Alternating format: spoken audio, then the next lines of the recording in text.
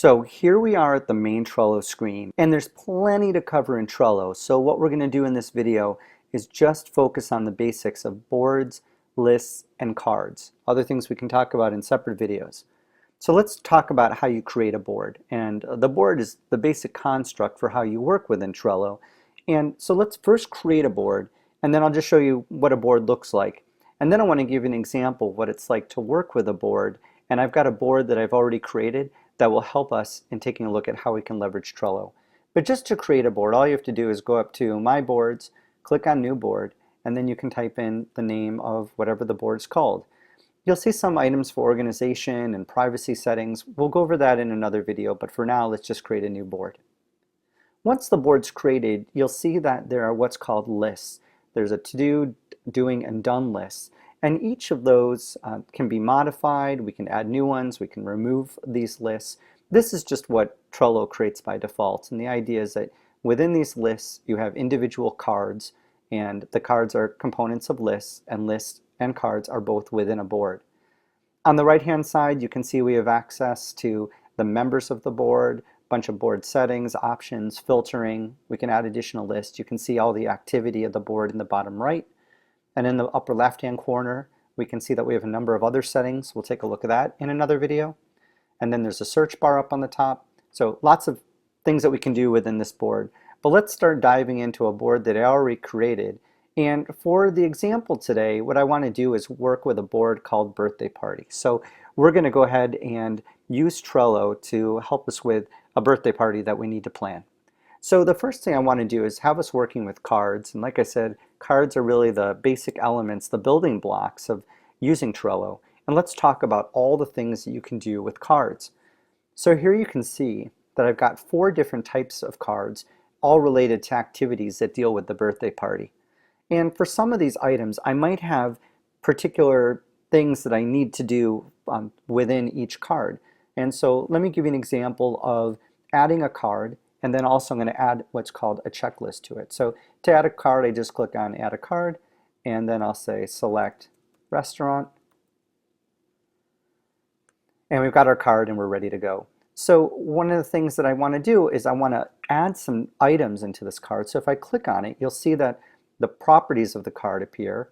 Some people will call this the back of the card. And it gives us access to a lot of different types of information and things we can do with the card. And on the right-hand side, you'll see this action for Add a Checklist. And checklists are a great component of working with cards because it gives us some flexibility to not only have a card, but have detailed steps that need to be completed in order to mark this card as done. So you can name different types of lists. You can name checklists whatever you want. I'm going to just call this one checklist, the default. You can also have multiple checklists. And so for this one, for selecting a restaurant, let's just put a couple checklist items in here. Let's say determine type of food, determine location, select menu, and sign the contract. Okay, so once I've got these created, there are a lot of things I can do with them. I can go back to any of them and I can delete them or convert them to a card if it becomes a significant enough checklist item where I want to track it separately. If I want to change the order of these, I can also click and drag and move them up and down on the list. And as I'm working with them, I can also check them to indicate that I've completed some of them. So before I do that, one thing I want to mention is that you can't assign individuals to items on a checklist. You can assign to a card, and we'll work with that next, but you can't assign to checklist items. But as we're working with our checklist and we've finished a couple things, as soon as we start checking items off, you'll notice that this progress bar starts moving forward. At the top, you'll notice that there's a 2 out of 4 with a little checklist icon. And if we close the card out, you can see that at the top of the card, you can see that there's a little checklist icon showing that out of 4 tasks, 2 were completed. So checklists are really a great part of working with cards and give you a lot of ability to break out individual items related to a card inside the properties of the card.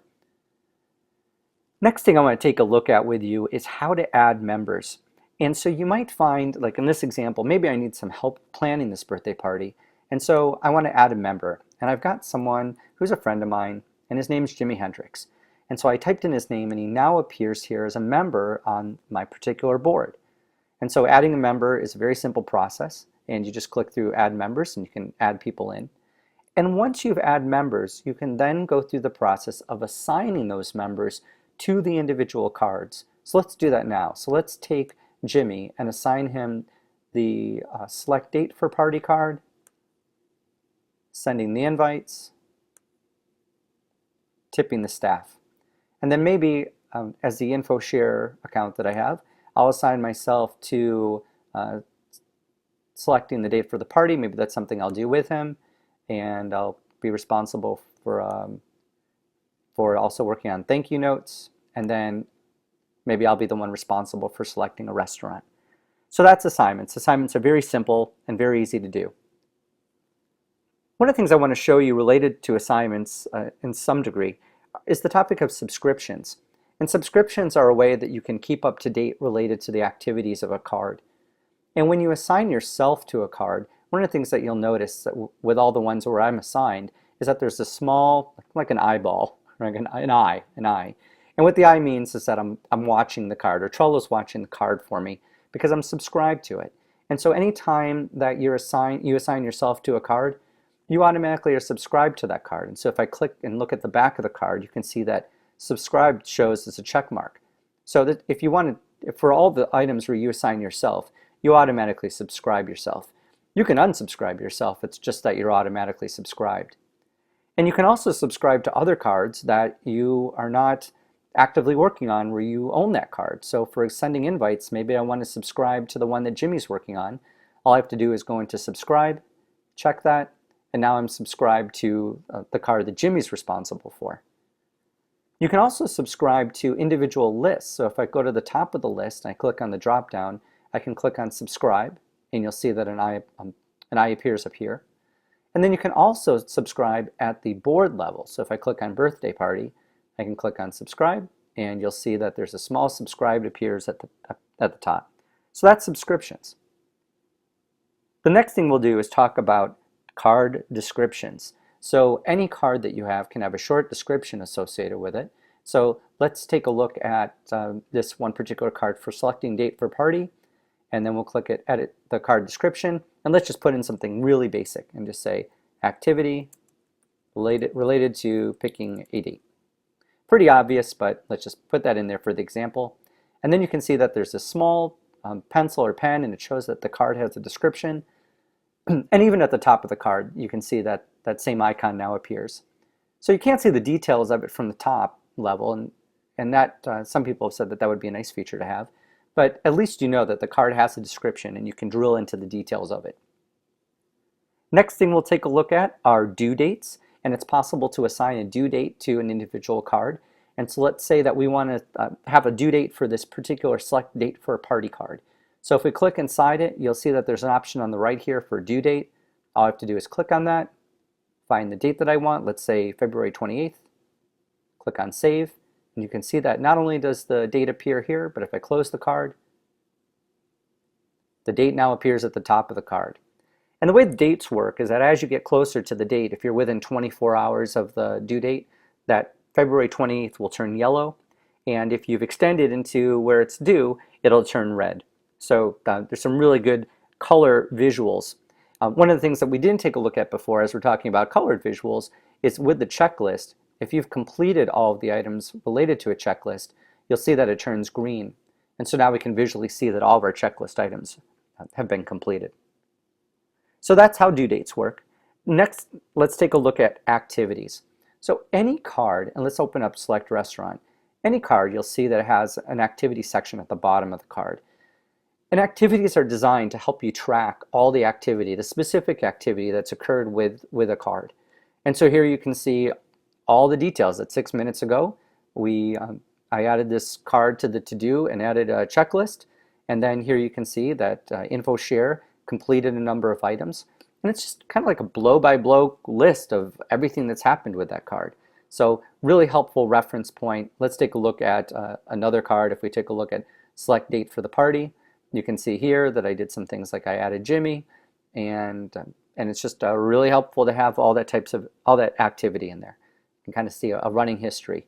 Not only can you see activity on a per card basis, but if you notice on the right-hand side, you'll get all the activity for all the things that have been done on the board, and it will list it for all users.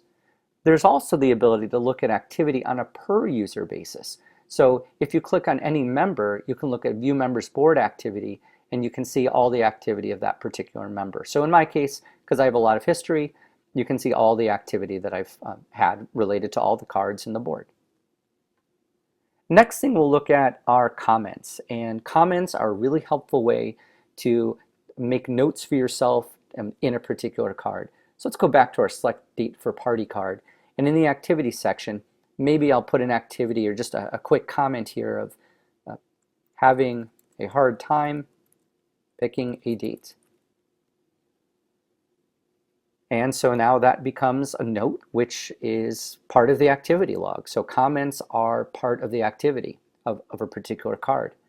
One of the things you can also do is include, we can reference other members who are members of the board in the comment. So for example, maybe I need Jimmy's help with picking a date out. So I'll say at Jimmy, and you can see on the right-hand side, a mention section appears.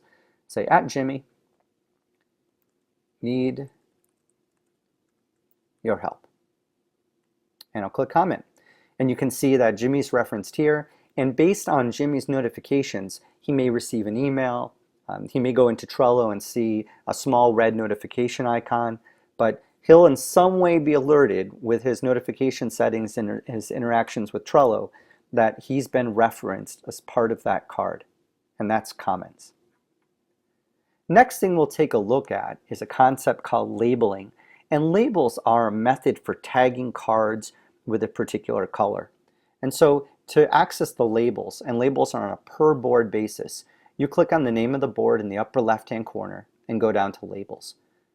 So you can see here we've got room for a couple different types of labels based on color.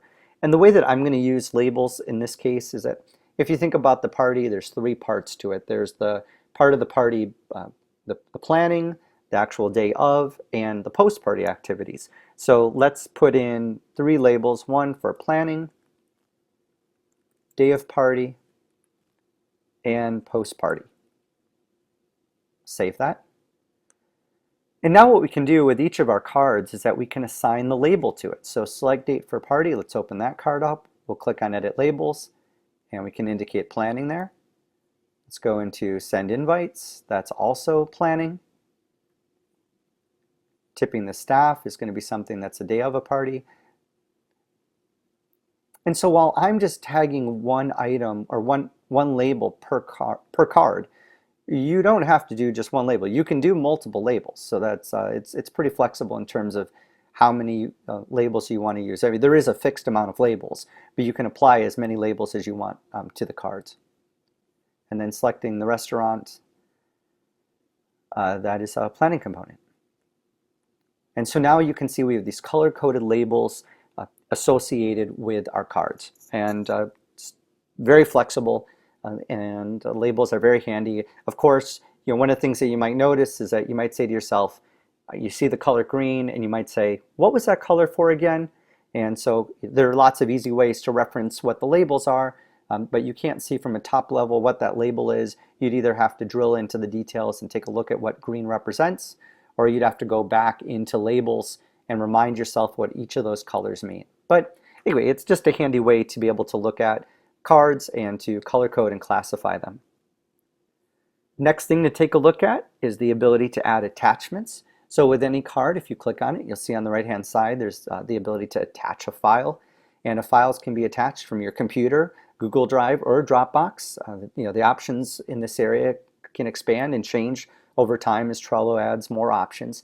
And once, I'm not going to attach anything here, but once you attach items, you have the ability to display the attachment at the card level. And when you have time, you can click on the board, welcome board, and you'll see that in your own Trello instance, and you can see how you can see what the attachment is at the card level. So without even drilling into the card, you can see what the attachment looks like. It's really helpful for images. For other types of documents, not as helpful. So we talked a lot about cards. Now let's talk about lists. And in the same way that we could add cards by clicking on Add a Card, we can also add lists. And so we can do that on the right-hand side. And we might find that in this case where we have to do, doing, and done, we might have certain activities where we've started them, but they're on hold. So I'm going to create a new list on hold. I'm going to put it into the third position from left to right. So we now have 4 lists. And so one of the things that I didn't do as we were working with these cards is you have the ability to move cards as well as moving lists.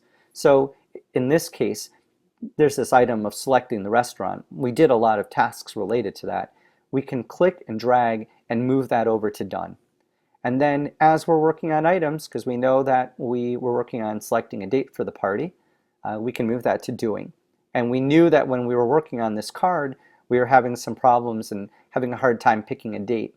Now that might be a good example of when we take that card and move it into on hold. So cards are really flexible in terms of how you can move them around. And the same thing with lists. I can click on a list and drag it into all different locations. And you can add as many lists as you want. It really just becomes an issue of managing that many lists within Trello, and just how there's a certain point where too many lists are just too much. Same thing with cards too. You might have so much scrolling to do on the cards up and down that it's not practical. Just to wrap things up, let's review what we talked about. We first created a new board and looked at the basic structure of the board, such as lists and cards. We then started talking about cards in detail and went over checklists, adding members, assignments, subscriptions, due dates, activities, comments, labels, and adding attachments. Then wrapping things up, we talked about creating new lists and moving cards between lists and even moving lists. Well, I hope you enjoy using Trello as much as I do. Please click on the link below the video if you enjoyed it, and feel free to leave any comments below the video. Thanks for watching.